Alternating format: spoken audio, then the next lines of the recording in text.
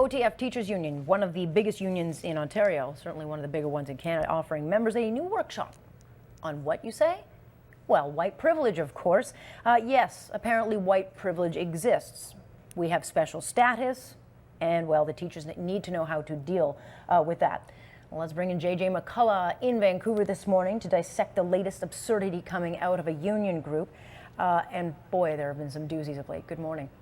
Good morning. All right, so I was reading this, and the union says it's looking for presenters, and the candidates must demonstrate a commitment and an understanding of white privilege and systematic issues. I'm white, and the only issue I have is that I'm not privileged. I just work really hard.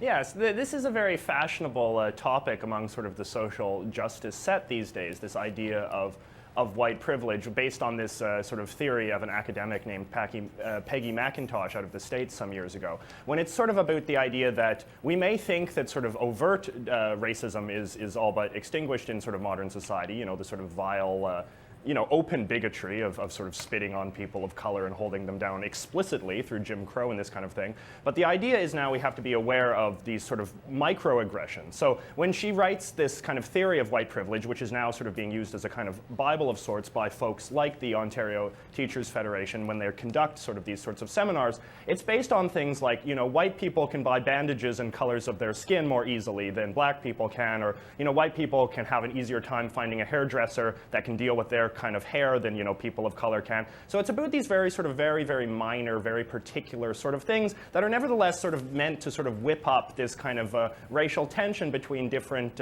groups in society, with white people sort of bearing the blunt of the blame, and thus sort of engaging in this kind of ritualistic self-flagellation over sort of the guilt, the so-called invisible backpack, to use another sort of term of the parlance, that we all sort of unconsciously bear and thus must sort of atone for publicly.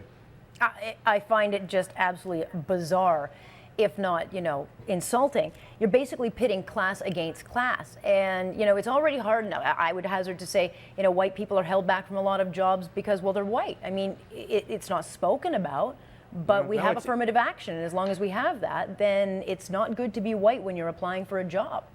No, it's very complicated. I mean, you could say that the majority of poor people in our society are white, the majority of people in prison are white, the majority of people that have died in our various foreign wars have been white. Yeah. That's not to minimize the fact that, people of color do have a hard time in various ways, but the fact is that we have a multicultural, stratified society in which sort of there is overlapping and contradictory forms of privilege that, that conflict and make this kind of situation much more hazy than it sometimes first appears to be. So for instance, and this is an example, it's like, they will often say that if you're a person of color, you're more likely to be treated suspiciously by the police. You're more likely to be pulled over, to be questioned, and whatnot. Racial profiling, carding. Yes, that's a form of racial profiling. You could say, okay, fine, that exists, but at the same time, and perhaps that's a form of white privilege, at the same time, if you're a person of color and you say, oh, the police pulled me over, you're much more likely to have sympathy that that the fact that you were interrogated by the police was simply a product of racism as opposed to a product of you yourself doing anything wrong. That is a form of colored privilege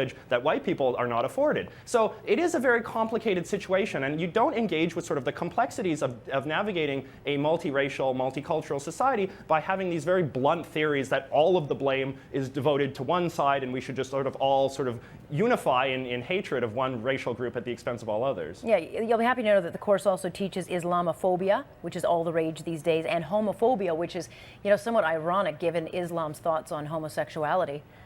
Well, I mean, the thing is that this creates a sort of continuous expansion of victimology, because everybody wants to be a victim when you have this when this becomes the sort of the dominant ideology of our society. And so what you often find among sort of white privilege activists, who tend to be overwhelmingly white themselves, is that you immediately start really starting to slice the bologna very thin. And people are sort of not even self-identifying as white, because then it suddenly becomes, oh, actually, I'm a woman, and therefore I have all of these sort of challenges that face me. Yes, or, apparently being a white woman is better. I have more worth than being a white guy, because, No, it becomes this complex sort of hierarchy of race and victim ideology. I mean, I'm a LGBT person, I'm a handicapped person, I'm this, I'm that, I'm the other kind of thing. But it is all about sort of mobilizing groups to sort of internalize their victim ideology, their victim identity as a weapon that can be used against other people. It is not a recipe for social harmony whatsoever. It's a recipe for the continuing sort of stroking and stoking of animosity and grievance, perpetuated in part by what has become a sort of grievance industrial complex on the part of the left, on the part of people like the folks that are putting on these conferences. You know, there's this whole sort of constellation now of sort of victim counselors and, you know, people that host these seminars and people that have workshops and, you know, booklets and all of this kind of stuff who are frankly laughing all the way to the bank. Yeah, sure, of course. But nonetheless, further proof that, you know, the unions have a great role to play in education, further fueling, you know, that there's a big agenda being taught to kids in school now. And there's been people who said, that's not true. But when you hear about stuff like this, you know, it just solidifies that thought. Yeah, well, I mean, the unions are obviously very left-wing, but what's interesting to me is sort of how the hardcore left in this country has increasingly moved away from sort of traditional sort of leftist economic concerns. You know, at one time, of course, the union movement was concerned about things like wages and benefits for their members. And protecting the workplace from you know, conditions, which is what they were supposed to do.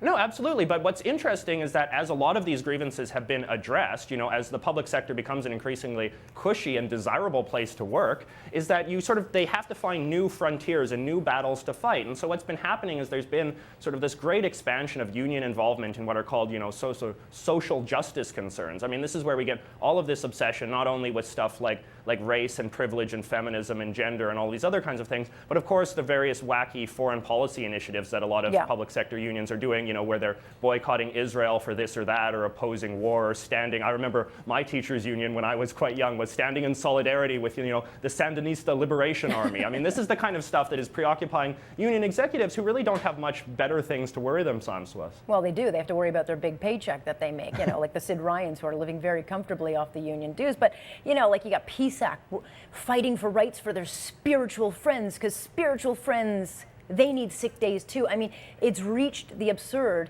and it's insulting to the membership who actually do their job for the most part and look at their union to represent them, as you say, you know, work conditions and pay.